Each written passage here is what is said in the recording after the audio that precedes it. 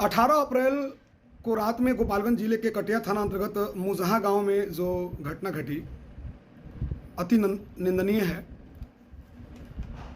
सेहत खराब होने के चलते मैं घटनास्थल पर तो नहीं पहुंच पाया। सुबह में 19 तारीख के दिन हमें पंचदेवरी प्रखंड के युवा समाज सेवी संदीप पुष्पक के माध्यम से उनके द्वारा फ़ोन करके मुझे बताया गया इस घटना के बारे में सुबह सुबह में ही कि मुजहा में इस तरह का घटना घटा है, आप उसको कवरेज करिए। मैं घाव से परेशान था। खैर, सुधीर सिंह हमारे मित्र हैं और सहपाठी हैं, साथ में हम लोग मिल करके खबर गांव तक चलाते हैं। केजीटी बिहार वो काम करते हैं, उनको मैंने फ़ोन किया।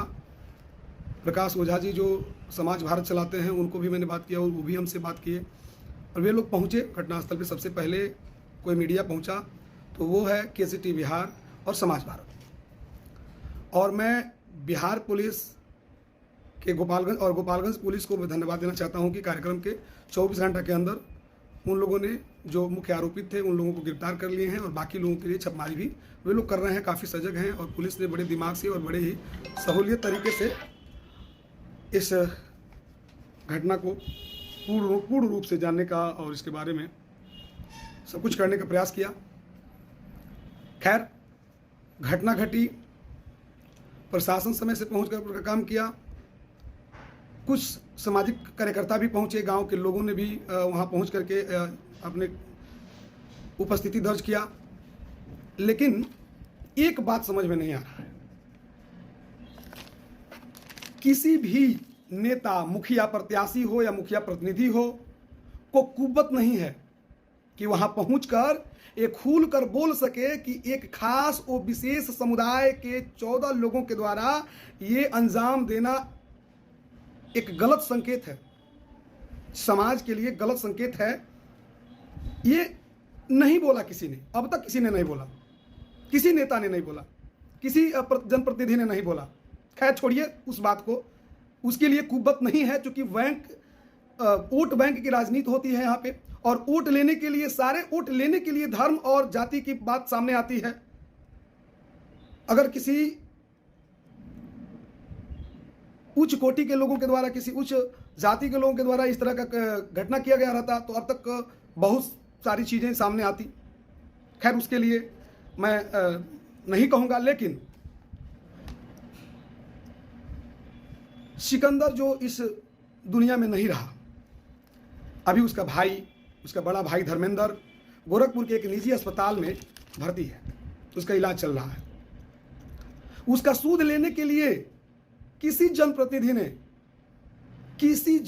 ने, चाहे वो पंचायत स्तर का जनप्रतिनिधि हो, चाहे वो प्रखंड स्तर का जनप्रतिनिधि हो, विधानसभा का जनप्रतिनिधि हो, लोकसभा का जनप्रतिनिधि हो, किसी ने उसका सूद लेने का काम नहीं किया।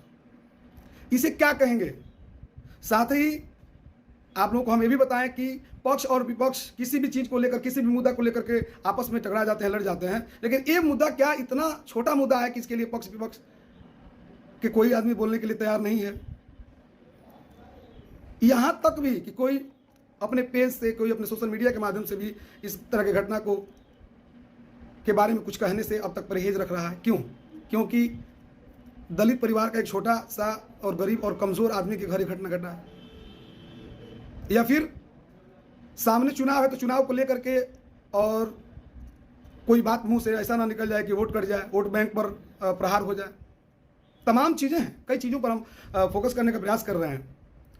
हम परसों भी संदीप पुष्पक को बुलाया और उनके साथ गए, बाइक चलाने में दिक्कत हो रही थी, तो आज भी हम उनके परिवार से मिले हैं, गए हैं वहाँ पे जाकर के देखे हैं, जानने का प्रयास किया कौन कौन आए थे, क्या हुआ नहीं हुआ,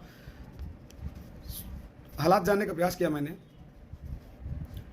ये तमाम चीज़ें हमको ये समझ में नहीं आया कि ये मुजहा में जो घटना हुआ है उसके बारे में और उस परिवार के प्रति अपनी संवेदना को व्यक्त करने का, उस परिवार के साथ खड़े होने का किसी में कुव्वत नहीं है, किसी जनप्रतिनिधि में कुव्वत नहीं है। फिर से मैं गोपालगंज पुलिस को धन्यवाद देना चाहता हूं कि किसी के माध्यम से कहीं से भी किसी तरह से मुख्य आरोपितों को उन लोगों ने 24 घंटे के अंदर गिरफ्तार करके जेल भेजने का काम किया और साथ ही वह अपने कार्य को अपने कर्तव्य को निर्वहन करते हुए अब तक अच्छा रिजल्ट दिया उस मामले में।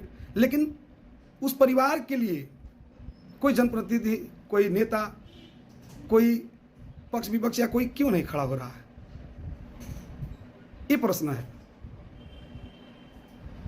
इससे संदर्भित क्वेश्चन आंसर आप लोग कमेंट बॉक्स में राय दीजिएगा और इससे संदर्भित फिर मैं पुनः आप लोग के सामने वीडियो के माध्यम से अपने बात को रखने का प्रयास करूंगा।